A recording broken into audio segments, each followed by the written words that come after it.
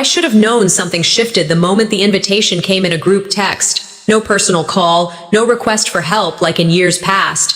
Just a smiling message from Fenja. Family event at the estate. Formal. Press will be there. Don't be late. That was it. No, hey Sophrona, could you help with setup? No, can we borrow your folding chairs again? Just a one-way announcement like I was another name on a long list, not the daughter who still lived 10 minutes away. I parked just outside the gravel drive of the estate, watching through my windshield as staff carried catering trays and photographers adjusted their lights. There was a red carpet, for us, for a family that used to do backyard potlucks and mismatched chairs. The air was dry, crisp, the kind that hinted snow would arrive early this year. Inside, the house smelled unfamiliar, like over-polished wood and artificial lavender. I walked past strangers shaking hands, most in sleek cocktail attire, while I wore the only dress in my closet that still zipped all the way. My boots had a salt line from last winter. No one made eye contact except a waitress who offered champagne with a careful smile. In the main room, there it was, the golden plaque on the mantel, celebrating the future of the Hackman family. My stomach tightened. Not our family.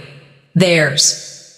Fenja stood in the center, radiant in emerald silk, giving a nod to a reporter who scribbled something quickly. She saw me but didn't move, just a lift of her champagne glass. I waved, unsure, then walked toward the buffet, only to be intercepted by a cousin I hadn't spoken to in 3 years. Oh, hey, Sophrona, could you step out of frame? The lighting crew needs clean space for the group photo. I blinked. I'm family. Shouldn't I be? He didn't let me finish. They're on a deadline, just for this one shot, okay? I stepped back. Not out of agreement, but out of disbelief. The family lined up beneath the chandelier. Mom, Fenja, cousins, uncles, even the pastor who once said I was too bold for a girl.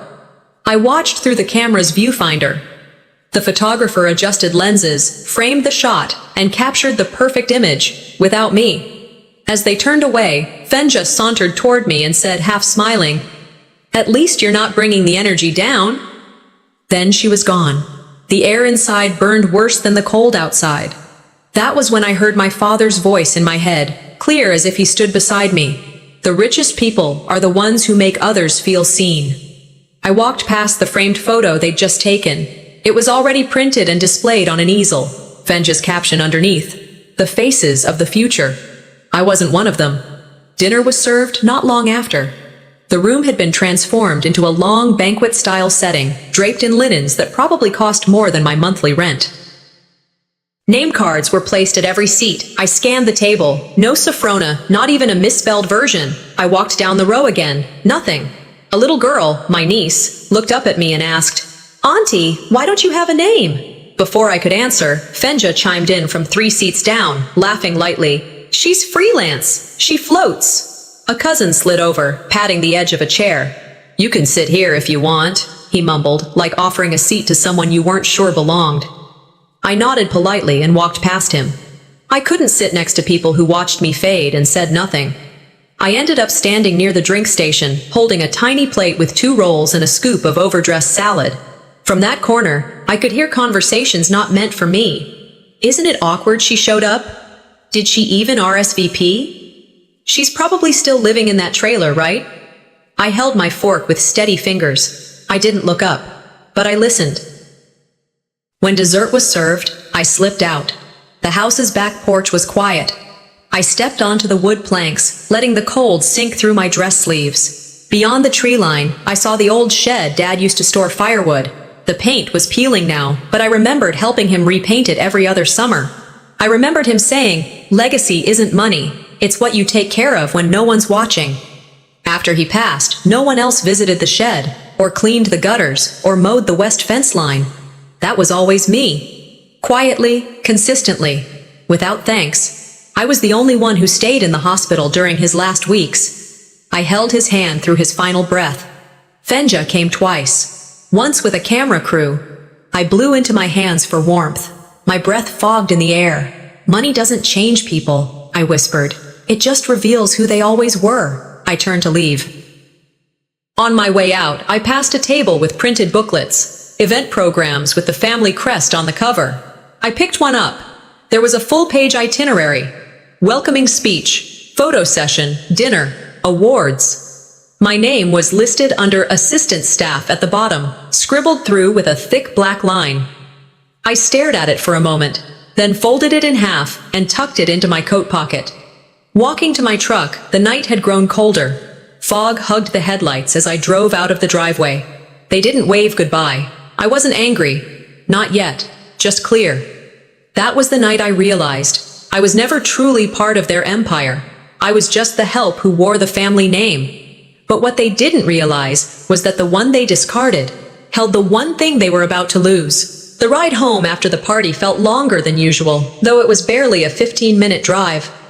The silence in the cab of my old truck didn't comfort, it scraped. I kept the radio off, didn't want any noise trying to distract me from the sharp ache settling in my chest. I kept seeing that photograph, everyone smiling, arms looped around each other in crisp suits and silk dresses, and me on the outside, holding a half-empty champagne glass like a waiter who lingered too long. When I pulled into my driveway, the porch light flickered, casting long shadows over the yard. I didn't go straight inside. I sat in the truck a while, scrolling through my phone, finding post after post from the event.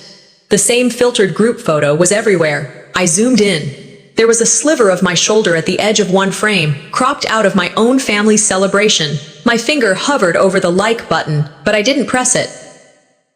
When your absence is louder than your presence, I murmured, that's when you realize you've been erased. I walked into the house with numb fingers and the sudden certainty that something much larger was happening behind my back. A door had been closed, quietly, and I hadn't even noticed the lock turn. The next morning came with sunshine and an unshakable chill. It was my niece Abby's birthday brunch at my sister's house. I'd mailed her a small gift weeks ago, a handcrafted jewelry box I'd spent hours painting. Her name etched into the top, tiny floral detailing carved along the edges. I'd ordered it from a local artisan, someone Dad once called the most honest man in the valley. It was personal, thoughtful. As I walked in, the house was filled with helium balloons and sugary smells. Kids ran past me with icing on their cheeks. I found Abby in the living room opening gifts. "Thank you, Aunt Fenja," she squealed, holding up the jewelry box I had chosen. The same curved engraving, the same paint color, but the card taped inside read in Fenja's flawless calligraphy, "To Abby, love from Aunt Fenja." I froze. For a second, I didn't even register what I was looking at. I smiled. A small one. Because ripping away joy from a child wasn't the kind of justice I believed in.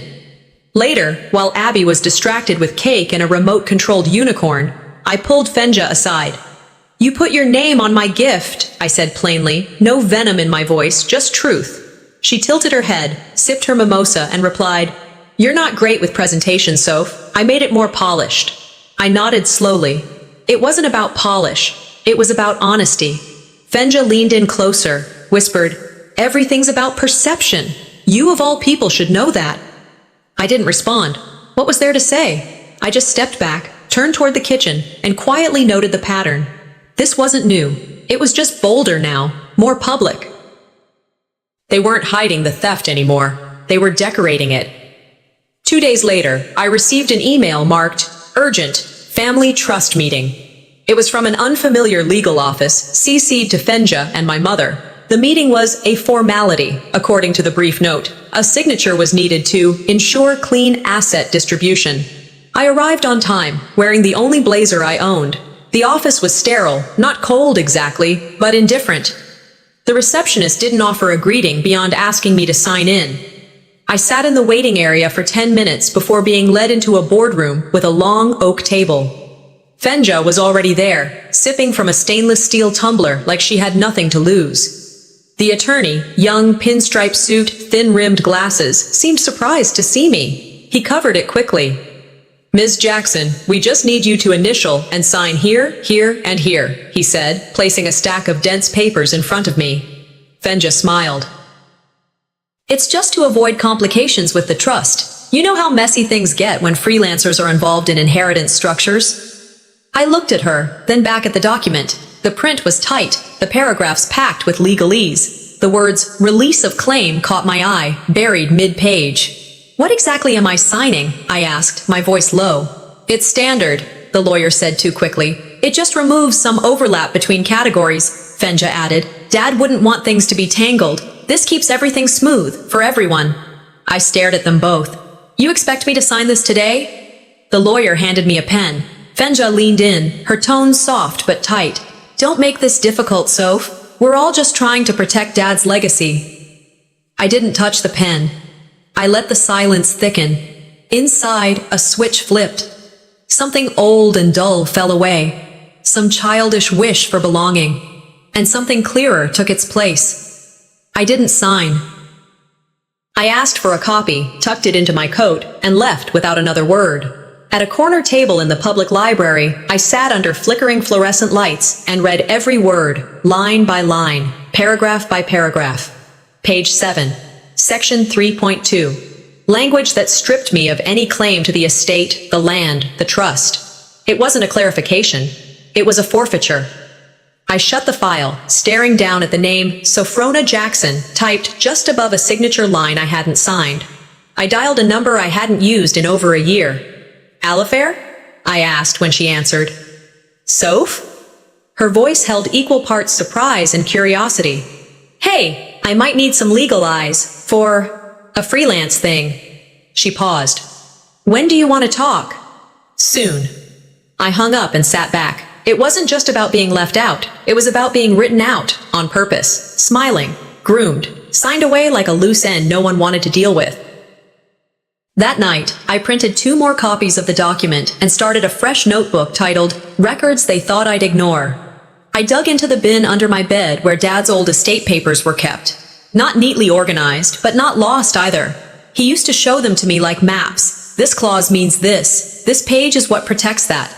They thought I didn't listen, but I did. I sent Alifair a scan and a message. Need your eyes on this. It's urgent. She replied 15 minutes later. Understood. Let's meet. Soon and in person.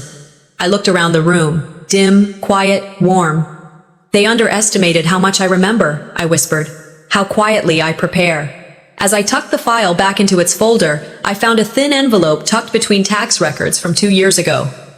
On the back, in Dad's handwriting, if they ever try to erase you, don't sign anything before you find the blue folder. I sat at the small kitchen table, the unsigned document spread out in front of me like an autopsy report. Everything was there: motive, execution, and silence. I stared at the words, release of claim, for the 10th time that morning, but my eyes weren't on the text anymore. They were somewhere else. A hospital room.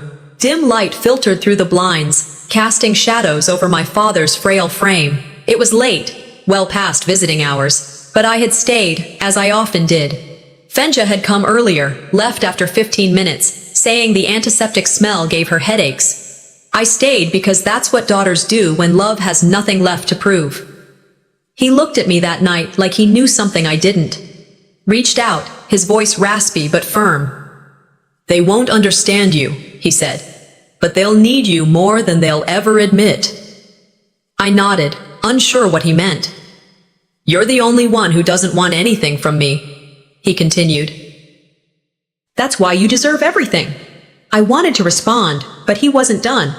If they ever turn on you, and I hope to God they don't, but if they do, walk away with your head high. Let their inheritance be their inheritance. Your peace is yours alone.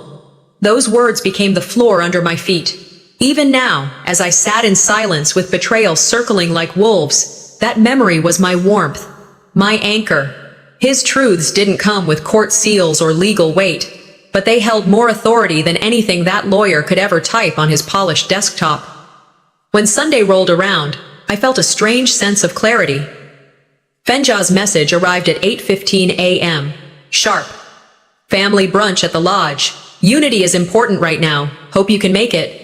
No explanation, no apology, just another one-sided expectation dressed up as inclusion. I dressed simply. Dark slacks, a fitted sweater, nothing flashy. I arrived 5 minutes early and parked on the far end of the gravel lot.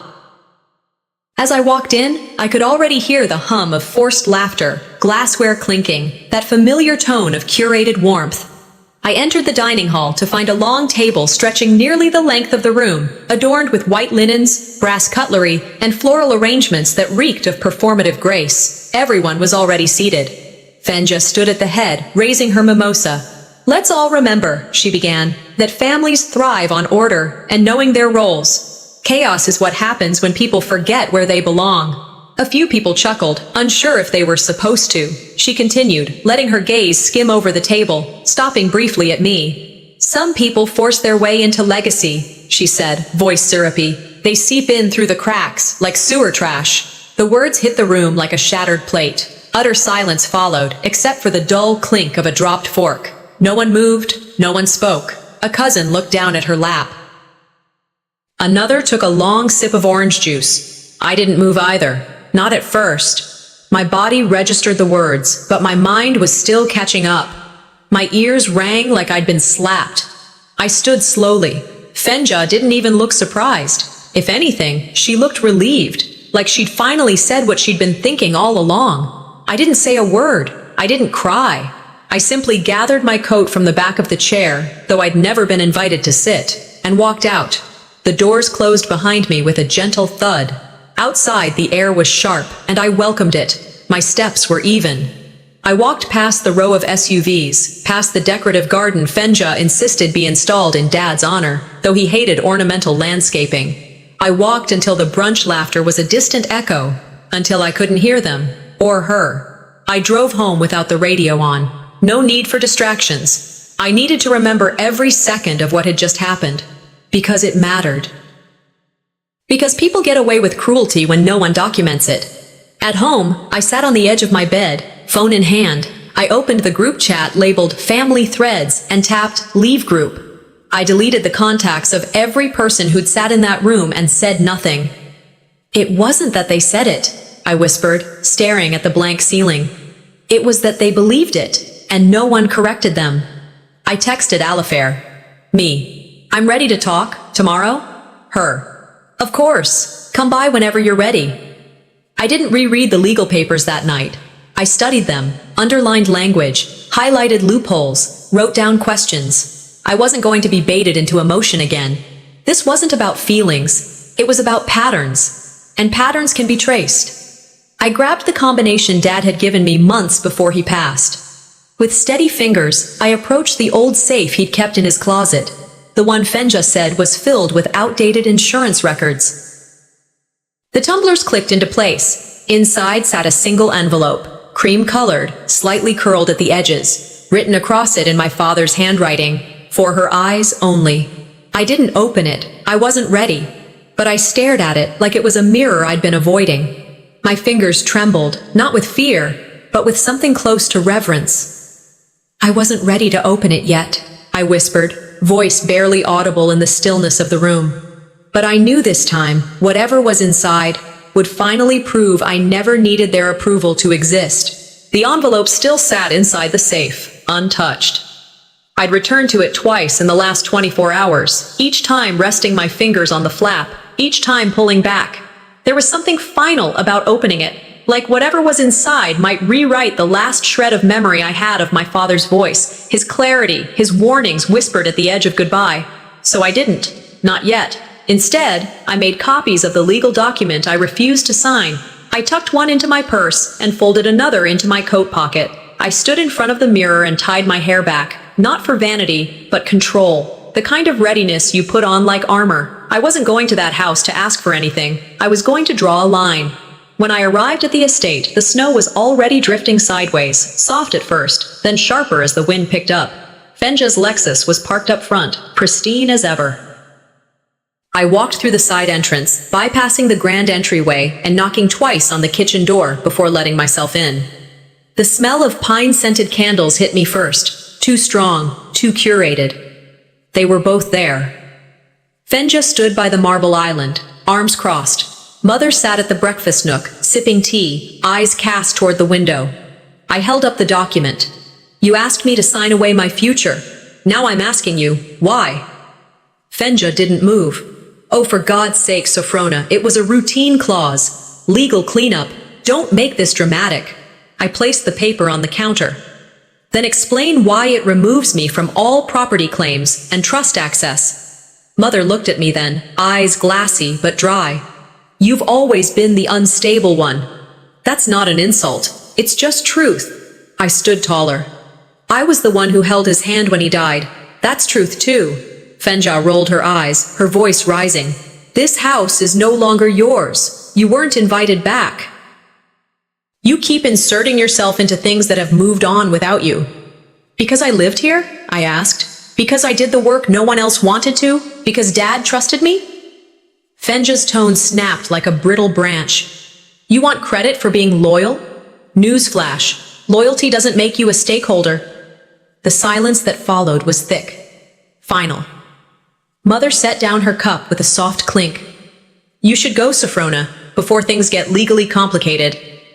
I picked up the document and walked toward the back door. You're not scared of me. You're scared of what I might know. Fenja gave a forced laugh. Oh, please, you're barely holding it together. I opened the door. The wind hit me like a slap. I turned around one last time. No coat? Mother asked casually, almost confused. I didn't answer. They didn't stop me. Outside, the snow had thickened, flakes falling sideways in swirls. My boots crunched across the frozen ground as I made my way to the truck. It was parked far at the edge of the property, beneath the bare cottonwood trees Dad refused to cut down. I climbed in, pulled the door closed, and tried to start it. Nothing. I turned the key again. The lights flickered, then died. The dashboard blinked like a flat line. No service on my phone either. Just the red warning at the corner of the screen. I leaned back, breath fogging up the windshield. The cold crept up my legs, filled the spaces between layers, gnawed through seams. I reached behind the seat and pulled out the emergency blanket Dad insisted I carry. Montana winters can kill you before you even know you're in trouble, he used to say. Don't count on anyone else to come looking. I wrapped it around my shoulders and curled slightly, pulling my coat tighter. Inside the truck, everything was silent. Outside, the storm howled like a warning too late. I sat there for hours, dozing in and out, waking each time colder, more hollow. I kept hearing Fenja's voice, Mother's silence, and somewhere in the middle of it all, my father's steady words from that hospital bed. They'd finally said what they always thought, and I had nothing left to say. By the time light began to bleed through the windshield, the world outside was a blanket of white. The storm had passed, but the air still carried its bite. I pushed open the door with stiff arms and climbed out, knees aching. My boots sank ankle-deep in powder. I stood there for a minute, watching steam rise from the truck's hood like a defeated breath. I wasn't surprised they shut the door on me. I wasn't surprised no one texted to check if I made it home. What surprised me was how calm I felt now. Like I'd crossed some invisible threshold. I was nobody's daughter anymore, and I had never felt more awake. I drove slowly toward town, engine finally rumbling after a long crank. I found a small diner with lights on, walked in with fingers barely able to grip the door handle. The warmth inside hit me hard. The waitress looked up from behind the counter and gave a soft smile. Coffee? I nodded. Black. She brought it over without another word. I sat in a booth near the window, watching the snow melt off the cars in the parking lot. My reflection stared back at me from the glass, hair unkempt, skin sallow, eyes sharp. I took a sip and pulled out my phone. Fenja had posted on her feed that morning. Grateful for snowy nights filled with family, love, and laughter. There were 5 photos attached, all warm, cozy, inside the house I had just been thrown from. No mention of me. No trace that I had ever been there. I stared at the screen, then back at the cup in my hand. This wasn't sadness, it was clarity. I typed a message to Alifair. Me. Change of plans. Can we meet today? Her. Absolutely. Bring everything. I looked out the window again, past the parking lot, past the dripping icicles, into something bigger. They pushed me out in the cold. I was about to light a fire they couldn't control. The warmth from the diner wasn't just physical. As the snow melted off my boots and pooled beneath the booth, I sat watching steam rise from my coffee like it was some sort of divine smoke signal. Across the room, a mother wiped syrup from her daughter's cheek, both of them giggling over pancakes. It stung a little, but didn't pierce. I stirred my coffee slowly. Something bitter had started to taste like resolve. I hadn't spoken since leaving the estate, but the silence wasn't empty anymore. It was strategy. I unlocked my phone. Alifair had replied. Alifair, meet me in 20, you know where. I paid the bill, left a decent tip, and stepped back into the cold, the wind gentler now. Montana had a way of softening right after it bruised you. Alifair's office was tucked behind a hardware store, more like a converted cabin than a law firm. No marble floors or cold receptionists, just a space where real conversations happened. I parked, took a breath, and walked in. She stood as I entered, arms out for a brief hug. "You look like hell," she said. "Better than feeling like it," I replied, and we both smiled, the kind that knew grief by name. We sat at her worn oak desk. I pulled the envelope from my coat and slid it across. "You said your dad gave you the blue folder?" she asked, already reaching for her reading glasses. I nodded. "He labeled it, 'For her eyes only.' I haven't opened it until now." She opened it carefully, unfolding the documents inside like she was handling something sacred. "Notarized will," she murmured. "Audio cassette. Sealed trust allocation sheet." She looked up slowly. "Sophrona, this changes everything." "What does it say?" My throat tightened, though I kept my voice level. "You weren't just included. You were central, 42% of the estate, and..." She paused, eyes scanning. "You were given sole authority over the preservation trust tied to the land." I felt the air shift inside my lungs. So the thing they wanted me to sign away was never theirs to ask for. My father had protected me the only way he knew how, through precision, not promises. We spent the next hour reviewing the documents, every signature, every clause. The blue folder wasn't a backup, it was the blueprint. I left with copies in a manila envelope and the original sealed again. Evening came, and the air carried a quiet stillness only small towns can maintain. I had a few coats in the truck, left over from Dad's old just-in-case box, and I decided to stop by the local shelter. I handed them over at the front desk, not expecting anything more than a nod. But the woman working that night, gray hair tucked in a wool cap, eyes soft but sharp, paused after taking the coats. "You look like someone who needs to hear this," she said, steady. "You deserve better than what they gave you." I didn't respond right away. Something caught in my chest. "Thank you," I said, voice quieter than I intended. She nodded once and turned back to her work. On the drive home, her words echoed louder than anything Fenja had shouted. That stranger didn't know a thing about my history, but she saw something real, what they all had chosen to ignore. I parked in the driveway, shut off the engine, and sat in silence. Not the kind that swallows you, but the kind that clears space. "I'm not asking for a seat anymore," I whispered. "I'm building the table." The next morning, I met Alifair again. This time, we planned. First, request a legal freeze on all asset movement under the family trust. Second, initiate document review with a forensic expert to verify signature forgery on the papers they tried to pass off. Third, file a motion with the court to enforce the true will and trust document as the binding legal directive. "They're not going to like this," I said. "They don't have to," Alifair replied. "They think you're weak. That's exactly why you'll win." "I don't want revenge," I said.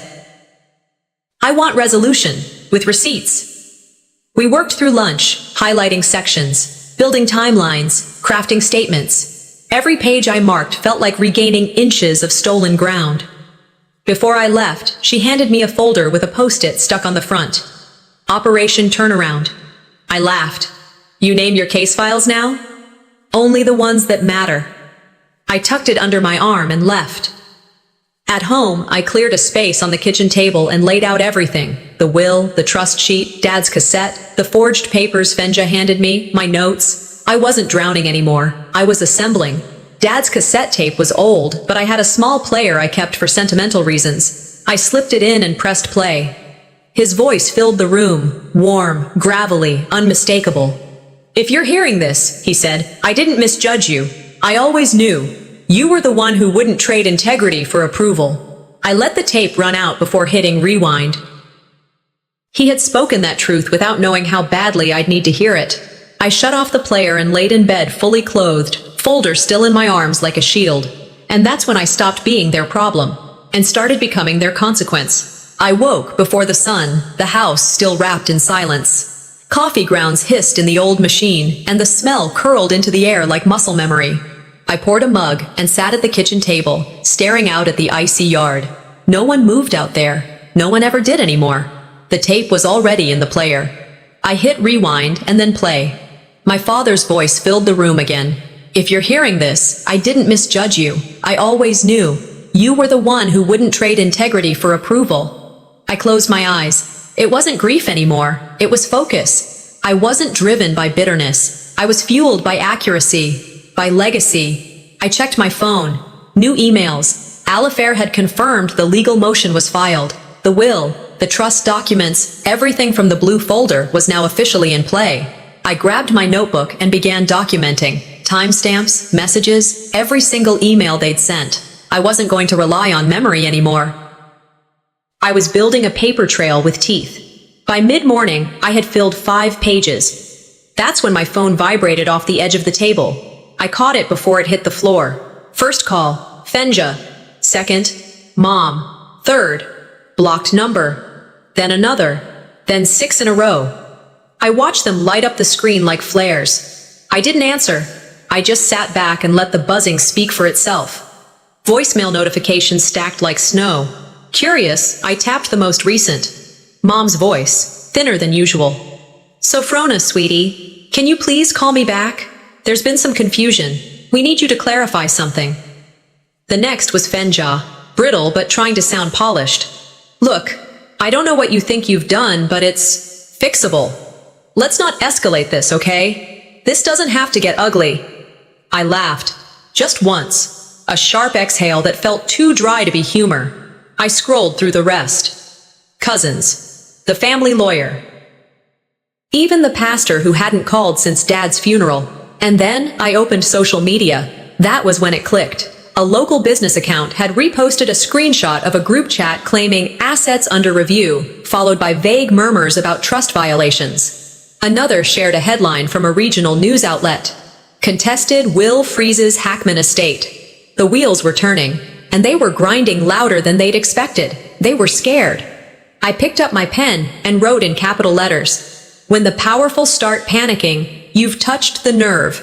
I didn't call them back. I didn't reply. I took notes instead. That evening, when the sun dipped behind the ridge, casting everything in that golden blue hue Montana saves just for the defiant, I unlocked the safe again. There was still one envelope left. Sealed, slightly thicker than the first. I opened it slowly, careful not to tear anything. Inside was a dated letter, 4 months before Dad passed. The ink still sharp, like it had waited for the right moment. Beneath it, a second cassette tape and a notarized witness form. I sat back, reading the letter. "Sophrona, if Fenja ever challenges this will, she forfeits her claim. That's the clause I buried in the trust, and only you can activate it. Love, Dad." I pressed play on the second tape. His voice was different this time. Less warmth, more resolve. "This isn't just about legacy, Sophrona. It's about protecting the one person I know won't trade blood for greed. You're not a contingency plan. You're the firewall." I let the tape play until it clicked off on its own. My hands didn't shake. My breath didn't catch. For the first time in weeks, I didn't feel like the forgotten daughter. I was the line they never thought they'd cross. And now I had the power to make sure they didn't step over it again. I walked to the living room, cleared off the old corkboard I used for reminders and recipes. Then I started pinning up documents, dates of Dad's signature, copies of the trust, notes from the meeting they'd tried to trap me into, messages from Fenja with phrases like, "just harmless cleanup," and "don't worry about the wording." By the time I was done, it looked like the blueprint to their undoing. Alifair texted, "Motion received. County court has it. They'll issue notices by end of day." I replied, "Good. They trained me to be quiet. They taught me to cooperate. They just never thought I'd learn how to document." Just after 9 p.m., the phone buzzed again. Restricted number. I picked up. A man's voice, clipped and official. "Ms. Jackson, we're reaching out on behalf of your family's legal representation. We'd like to discuss the possibility of a private resolution before this becomes unnecessarily public." I waited 3 seconds. Then I said, clearly calmly, "Let them come. I've been invisible too long." It's time they remembered who they erased. By the time the coffee cooled on Alifair's desk, I'd read through every line of the injunction 3 times. Not out of confusion, out of certainty. This wasn't war, this was history control. And I wasn't preparing to fight. I was preparing to document it before they rewrote it again. "They'll come to you now," Alifair said, sliding a folder toward me. "Not out of guilt, out of fear." I nodded. "Then I won't give them the luxury of panic. I'll give them paperwork." Just as I gathered my files, a knock rattled the front door. I didn't need to check. I already knew who it was. I opened it to see Fenja and Mother standing like polished sculptures, their coats perfectly pressed, faces unreadable. "May we come in?" Fenja asked, as if she'd been invited to tea and not the scene of her own unraveling. Alifair arched a brow but gave a tight nod. I led them into the front room. Fenja was first to speak. "We're not here to fight," Mother added. "This has gone further than any of us intended." They didn't sit. They hovered. Fenja pulled a document from her bag. "This is just a clarification form. It helps the bank untangle certain reporting overlaps. It's really for their benefit." I said nothing, just stared at her. The quiet pulled her words apart. "It's not about you," she added. "It's about protecting Dad's image." Mother folded her hands. "You've always been emotional, sweetheart. This is bigger than just feelings." I took the form and read it slowly. Then I looked up and said, "You didn't throw me out because of confusion. You threw me out because you were terrified I'd see what you were hiding." Fenja's smile twitched. "You were never part of the plan. We let you stay so you wouldn't embarrass us." The silence that followed wasn't shock. It was confirmation. They didn't come to negotiate. They came to test if I'd still bow. And they forgot. I stopped kneeling the night they locked me out in the snow. I placed the document back on the table and slid it toward them. "You can keep this. It doesn't fit me anymore." They left without slamming the door. It was worse than that. It was careful. That evening, I sat at my kitchen counter, sipping lukewarm tea, heart steady. For the first time in weeks, I felt the weight of calm strategy pressing in where anger used to live. Then I remembered something. Months ago, when I first moved back into the house, I'd had the old security system reactivated. Quietly. Just in case. I pulled up the app on my phone and began reviewing footage from the kitchen. Sure enough, while I'd stepped into the bathroom during their visit, the camera above the cabinets had kept rolling.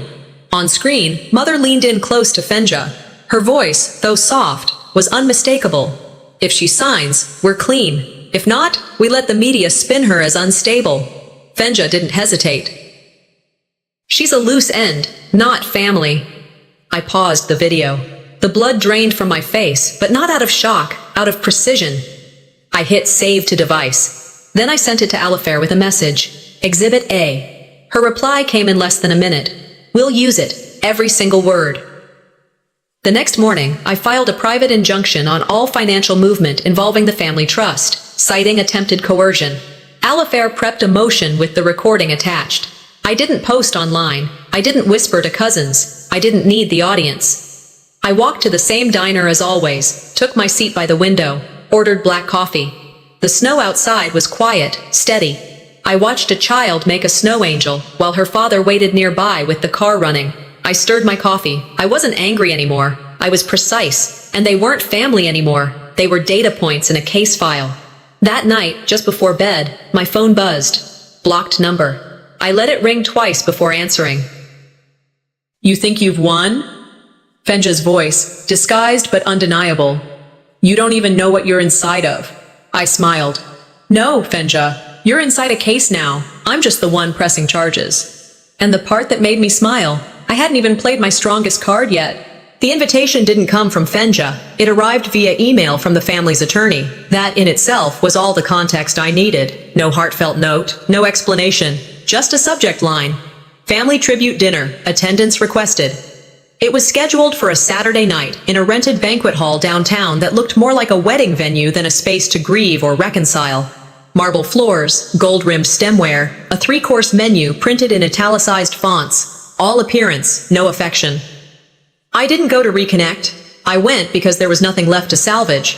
And I was tired of pretending I didn't see the fire just because everyone else brought marshmallows. I arrived alone, head held high, in a black dress I hadn't worn since Dad's funeral. Tucked in my coat pocket was a USB drive.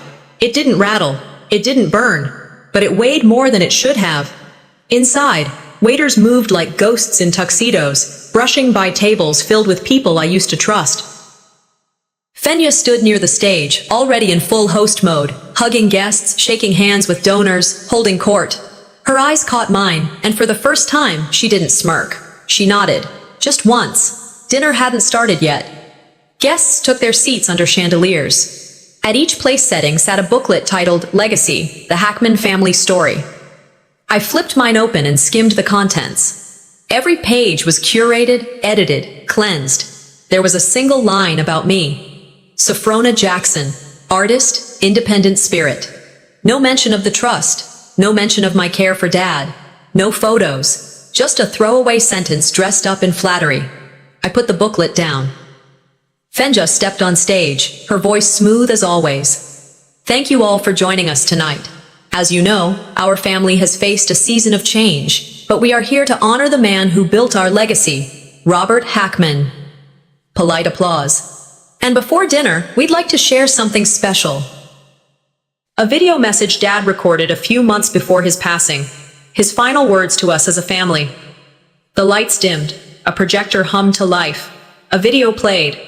Dad appeared on screen, his shoulders frail, but his eyes sharp. He began to speak, but something felt off. He praised family, legacy, strength. It was polished, and I recognized the cuts. Pieces were missing. Key parts, words he had emphasized when we were alone. When the screen faded to black and the room erupted in applause, I stood. May I play the full version? Murmurs swept across the room. Fenja took a step forward. That was Dad's message, Sophrona. Let's not... But I was already walking to the side table where the AV tech sat. I handed him the USB. Play track 1.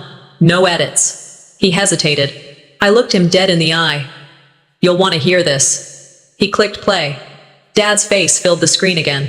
This time, no smooth transitions, no fade-ins, just his voice, uncut. If you're hearing this, he said, it means what I feared came true. A pause. And if you've treated Sophrona with anything less than dignity, you don't deserve a dime. Gasps broke through the silence. One cousin dropped her wine glass. It shattered on the floor, unnoticed. Fenja's face went pale. Her mother's hands clenched the edge of the table. Dad's voice continued. She was the one who stayed, the one who didn't ask for anything, the one who gave more than she ever got back. And if any of you think that erasing her is a path to peace, you don't understand legacy. The room froze. He signed off with his full name, a date, and a final look directly into the camera. I didn't speak when it ended. I didn't need to. There was no yelling, no grandstanding, just silence. The kind that smothers pride. I left the hall without waiting for dessert. Back home, I sat on the edge of the bed and uploaded a 30-second clip to my social media page. The footage was from my security camera, Fenja, in my kitchen, whispering to Mother, "She's just a loose end, let her rot." I paired it with a scan of Dad's will, a photo of the trust clause, and the timestamp of the night they threw me into a snowstorm. The caption read, "This is how legacy is built in my family." By morning, #sewer trash. No more was trending. Journalists called. Local news ran a special segment titled Thrown Out for Truth, the Sophrona Jackson story. People messaged from places I'd never heard of. I was the discarded sibling too. Your story saved me from signing something I didn't read. Fenja posted a vague apology about deep family pain and privacy. Her comments were disabled within an hour.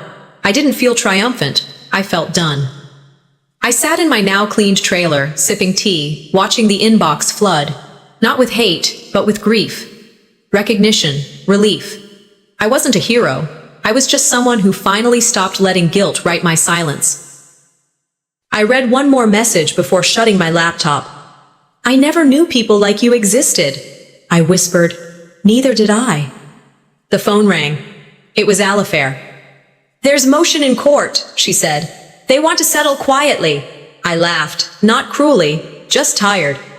They can't afford quiet anymore. And I hadn't even told them what was in the second trust yet. Silence had become my weapon. Not the kind used to shame or surrender, but the kind that sharpens when no one's looking. I'd stopped speaking in rooms where no one listened a long time ago. And now that silence had written my signature on a courthouse document. The notification came in a plain envelope. Legal, precise. Formal recognition that my petition had been reviewed, verified, and approved. My claim was legitimate, my stake reinstated. Justice doesn't always scream through a gavel. Sometimes it's a line in a motion no one sees coming. I didn't announce it. I didn't text anyone or post a quote with a passive-aggressive flourish. I went to the bank. The woman at the desk pulled up the new account details and smiled. That professional kind of smile people use when they realize they're standing in the presence of leverage. I signed the papers. I didn't rush. When she handed over the final document, I said, "Thank you." And that was it. I stepped outside, the Montana sky clear and endless above me. I looked up for just a second. No clouds. No wait. This wasn't revenge. It was return. I drove home with the windows down, heater on full blast. The wind tangled in my hair like it had been waiting to be let in. A radio station played an old Tracy Chapman song, something about promises and open roads. I didn't sing along. I just listened. 2 days later, I woke to my name trending again. A local podcast, Legacy's Lies, had dropped a surprise episode, When Bloodlines Break.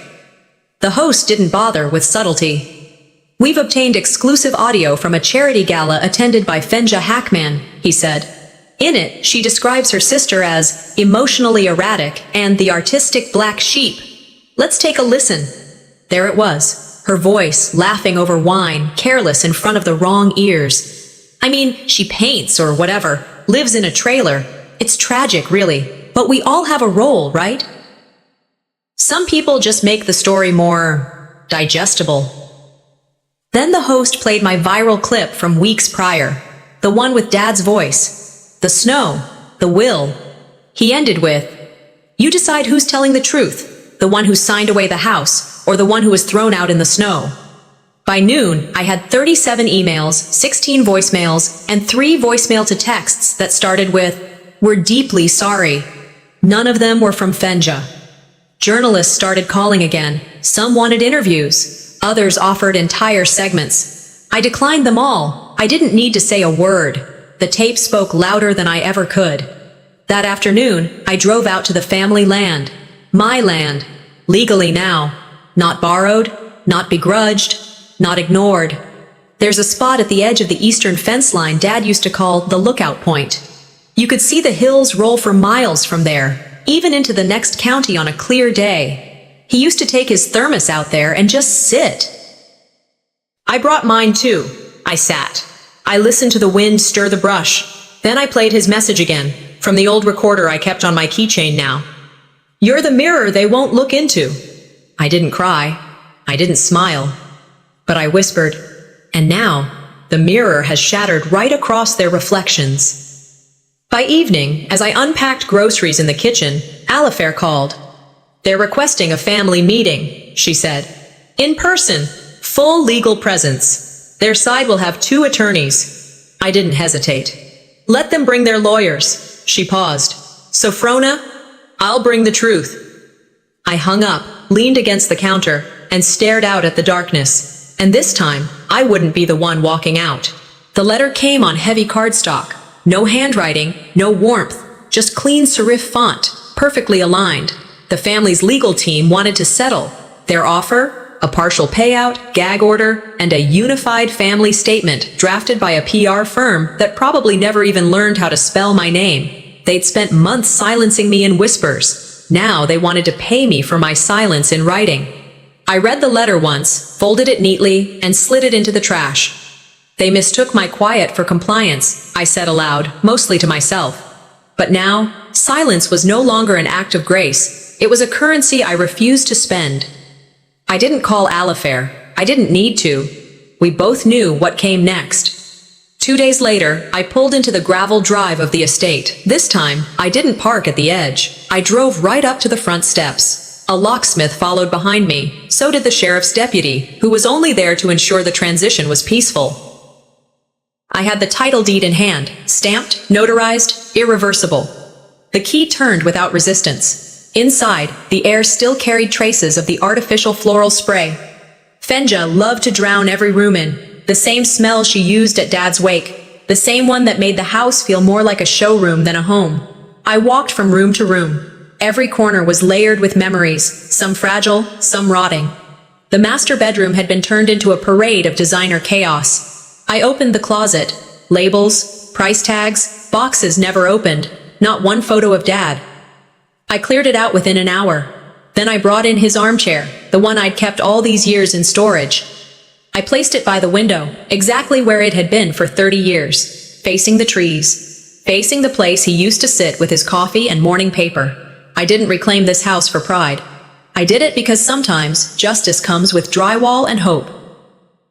By the end of the week, the wine cellar Fenja had planned became a reading room stocked with donated books and soft chairs. The media room turned into a counseling space. The garage had new shelves labeled baby supplies, warm coats, job training kits. Then came the sign.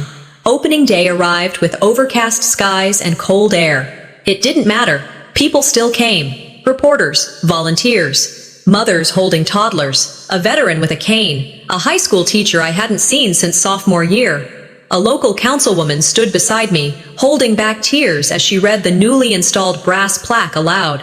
House of the Forgotten, for those who were once told they didn't belong.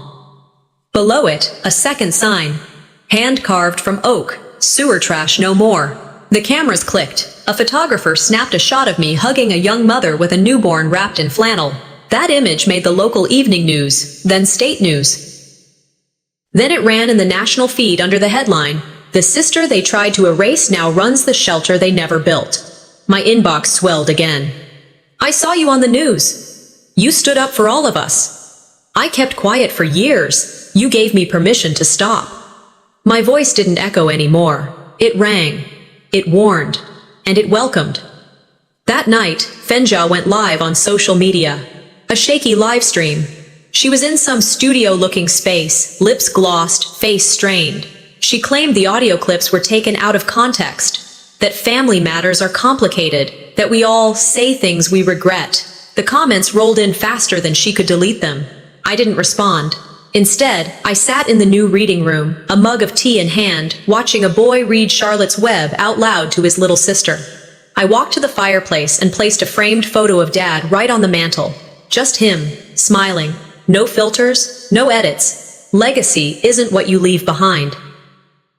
It's what you restore when no one thinks you can. Just before midnight, Alifair texted. Alifair. They filed a motion to dismiss the original will, claiming Dad was coerced. They're taking it to trial.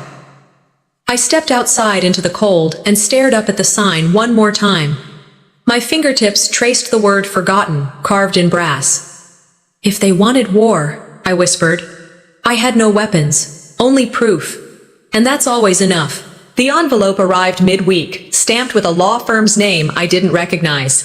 Inside, a letter thick with legalese and the familiar stench of desperation. They were challenging Dad's mental capacity at the time the will was signed. I read it once, then again. Each line was a dance of technical phrases aimed at one thing, erasing what had already been made clear. Even now, they couldn't speak plainly. Everything had to be masked under paper, clauses, and spin. I looked up from the letter and into the laughter spilling from the reading room down the hall. A boy was trying to convince another to trade books. One of the mothers I'd helped just last week sat nearby, correcting grammar on a scholarship application. I folded the letter and tossed it on the kitchen counter, unreadable ink face down. I wasn't fighting for ownership anymore. I was protecting peace. Later that day, I met Alifair in her office. She poured us both tea instead of coffee, a subtle nudge to keep this meeting grounded. They're going to trial, she said. We can fight this hard, call witnesses, go after them for damages. You'd win, I have no doubt. I took a breath. I know. But, she prompted. I stared at my hands. But I don't want to drag this any further. She leaned back. You sure? Dad said something once, I murmured. You don't need to win every war. Just live in a way they can't deny your strength. She nodded slowly. That's not weakness. That's design. I made my decision right then. No countersuit, no press conference, no dragging them through the dirt they willingly buried themselves in. I wrote a short statement for the press. It read, "I forgive what doesn't deserve forgiveness, not because they changed, but because I did." The media picked it up fast, but this time the tone shifted. Headlines leaned toward reflection, not scandal. The drama lost its steam. People stopped asking who won and started asking what came next. A week later, a letter came in the mail. Not typed, handwritten, slanted and tight, from Fenja. "I don't know if you'll ever believe me, but I thought I was protecting the family from shame. I was wrong." I read it twice. Didn't cry, didn't tremble. I walked to the back of the house, opened the drawer labeled closed chapters, and slid it inside. Some things you respond to, some you simply outgrow. That letter was both. Days blurred into calm. The shelter thrived. A mother I'd met through a food bank was now volunteering at the check-in desk. She greeted each person like they were arriving home. A retired Marine offered to fix the roof for free after he'd overheard one of the pipes was cracked. Then he showed up every Tuesday just to tinker. One afternoon, a young woman stepped inside with 2 kids in her arms. Her coat was threadbare, her voice low. "I saw your story online," she said. "I left with nothing, but I figured, if you made it out." I didn't let her finish. I handed her the guest key. "You're safe now." That night, I walked into the admin office, lifted a small frame, and hung it over the desk. Dad's words, etched in soft silver. "The legacy isn't what we leave behind. It's what we prove can't be taken." I sat for a while. No laptop, no music, just the sound of someone vacuuming down the hall and a kettle whistling faintly from the kitchen. I never needed to rebuild my name. I just needed to stop letting others sign it for me. That Sunday, I did something I hadn't done since everything began. I drove out to the cemetery. No flowers, just a folded piece of paper and a quiet heart. The sun was out, but the wind stayed cold. The kind of cold that reminds you life keeps moving whether or not you're ready. I walked to Dad's headstone, knelt down, and placed the letter from Fenja at its base. I weighed it down with a small, smooth stone. "Let her words rest," I whispered, "where your truths always lived." I stood slowly. My coat flapped in the breeze, the trees behind me creaking gently like they'd heard something worth remembering. And if they ever wondered how far I'd come, this time, they'd have to look behind them. The courtroom was colder than I expected, not in temperature, but in tone. Fenja arrived flanked by 2 lawyers. Our mother followed, wearing the same tight-lipped expression she'd worn to Dad's funeral. They sat in their row, stiff, rehearsed. I walked in without fanfare, just Alifair behind me and a folder in hand. They brought strategy. I brought truth. Before the judge spoke a word, I could feel the weight in the room. The air shifted the moment Alifair filed the supplemental trust clause, the one no one expected, not even the opposition. The silence wasn't just procedural, it was recognition. This clause had been sealed in a separate folder, only to be activated under very specific terms. And those terms had just been met. It stated that any party who challenged Robert Hackman's mental fitness posthumously would forfeit their entire inheritance, irrevocable, final. The judge scanned the language, paused, then nodded. Alifair slid over a notarized audio clip, Dad's voice reading the clause aloud, verified by his physician weeks before his passing. Medical records supported his cognitive clarity. Fenja didn't move. Our mother blinked too fast, her hands tightening into fists around the court bench. The gavel didn't bang. It didn't need to. The ruling was clear. They had disqualified themselves. I didn't gloat. I didn't even glance their way. This wasn't revenge. It was realignment. And they had realigned themselves right out of everything. Outside the courthouse, I stepped toward the small crowd of reporters who'd gathered like cautious birds. One leaned forward. "Ms. Jackson, do you feel vindicated?" I looked at the microphone, then past it. My voice didn't waver. I didn't win today. Integrity did. And if you ever feel erased, I hope you find the courage to write yourself back in. I walked away before another question could be thrown at me. That evening, back at the shelter, we hosted a gratitude dinner. Nothing fancy. Lasagna, pie, a slow playlist of jazz. Guests laughed. Kids ran through the hall barefoot. No media, no tension. Just real people. After dessert, I stood near the front hallway and pulled back the curtain on a mural we'd worked on for months. It showed a winding tree growing out of a cracked concrete floor, its roots wrapping around forgotten objects, an empty chair, a weathered photo, a child's shoe. At the base, Dad's quote stretched across in deep gray, "Character outlives wealth." Applause filled the room, but my eyes locked on a young woman sitting at the end table with her daughter in her lap. I walked over, crouched beside her, and placed a small silver key in her hand. "This is for the cottage behind the lot. You and your daughter start fresh tomorrow. You don't owe anyone a reason." She didn't speak, just clutched the key like oxygen. They tried to own legacy. I learned how to live it. Later that night, I sat alone in my room. Not the old trailer, not a temporary corner of someone else's story. My space. I took the court summary from my bag, read through each line carefully, then folded it and placed it in the drawer beside Dad's envelope marked "For her eyes only." Then I pulled out a blank page and scribbled 5 words. Not guilty, not invisible, not broken. I tucked that note into the same drawer.